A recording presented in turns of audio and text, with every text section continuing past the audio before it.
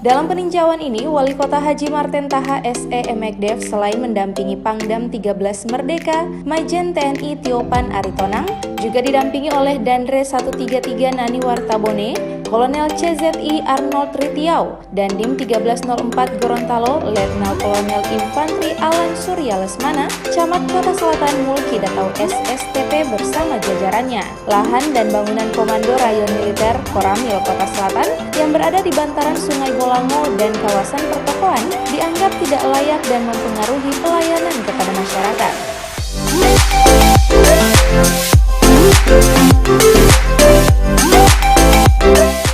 Selain itu, program pemerintah Kota Gorontalo yang melakukan revitalisasi Sungai Bolango dengan pemanfaatan bantaran sungai, sebagian lahan Koramil Kota Selatan turut dimanfaatkan, sehingga direncanakan akan direlokasi ke kawasan kantor Camat Kota Selatan dengan memanfaatkan gedung lainnya yang tidak terpakai.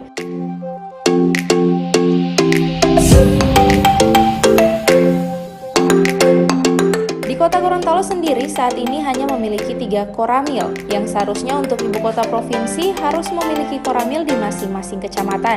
Menindaklanjuti hal tersebut, Kodam 13 Merdeka akan melakukan pembangunan 3 koramil lainnya di Kecamatan Kota Timur, Kecamatan Kota Tengah, dan Kecamatan Dumini.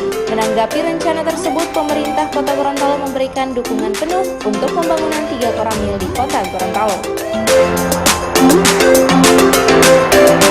Mana koramil itu kan terkena pelebaran sungai sehingga harus pindah dari tempat itu.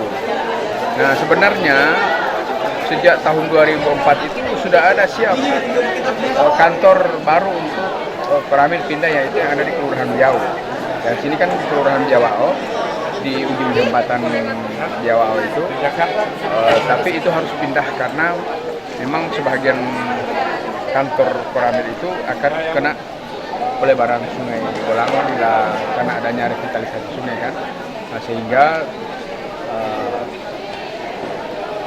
koramil itu harus pindah. Tadi ditinjau oleh Pak Pangdam dan beliau menyatakan bahwa setuju bahwa ini akan segera pindah, prosesnya saja dijalankan karena kantor yang disiapkan sekarang untuk rencana pindah itu juga sudah sangat memenuhi syarat, sehingga tinggal proses pindah aja yang harus dilaksanakan supaya pekerjaan pelebaran sungai itu sudah bisa dilaksanakan. Lahan yang pemindahan sudah ada gedungnya, sudah dibangun sejak tahun 2004 itu. Cuma sampai sekarang mereka belum pindah dari situ. Enggan untuk pindah koramilnya, mungkin masih merasa betah di situ atau apa, mereka saya juga nggak tahu. Tapi karena proses pelebaran sungai sudah harus segera dilaksanakan, karena tinggal ada beberapa titik kan, yang ini termasuk titik yang ada di koramil itu yang belum dibongkar karena sampai sekarang koramilnya masih ada di situ.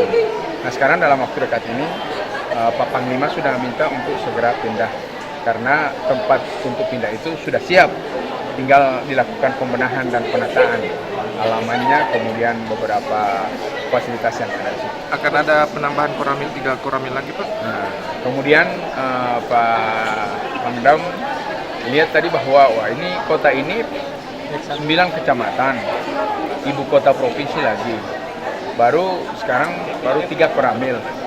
Nah, seiring dengan proses penambahan kodim-kodim, kemudian terbentuknya korem, maka ada program dan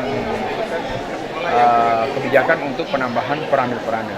Nah, di kota ini diminta oleh Pak Panglima kalau boleh ditambah 3 koramil lagi. Saya sudah instruksikan kepada Pak Dandrem maupun Dandim. Cuma mereka kan kesulitan untuk mencari lahan. Di mana lahan itu? Nah, dia minta dari 9 kecamatan minimal ada 6 koramil dulu.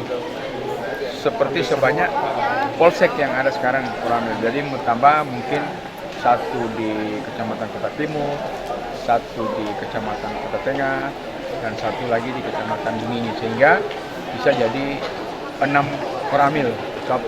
Ibu kota, 1 kodim ada di kota, kemudian ada korem juga 1 di provinsi, baru koramilnya baru 3. Sehingga Panglima minta kepada Dandrem maupun kodimnya untuk merencanakan dan